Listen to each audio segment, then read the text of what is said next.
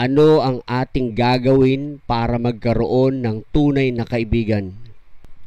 Ang sabi ng banal na Biblia sa Kawikaan, Kabanatang 18, talatang 24, may pagkakaibigan na madaling lumamig, ngunit may kaibigan na higit pa sa isang kapatid.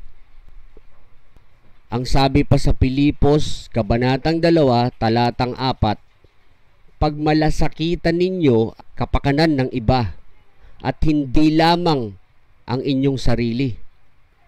Ang tunay na kaibigan ay nagpapakita ng pagmamahal, nagpapakita ng respeto, nagpapakita ng simpatya, nagpapasensya at nagpapatawad.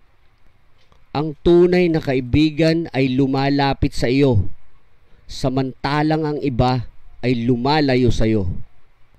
Ang tunay na kaibigan ay palagi mong maasahan sa oras ng iyong pangangailangan. Ang tunay na kaibigan ay nagtuturo ng mabuti, nagtuturo ng karunungan, at nagtuturo ng kabanalan. Ang sabi ng banal na Biblia sa Kawikaan, Kabanatang 13, talatang 20, ang nakikisama sa may unawa ay nagiging matalino, ngunit ang kasama ng mangmang ay nasusuong sa gulo.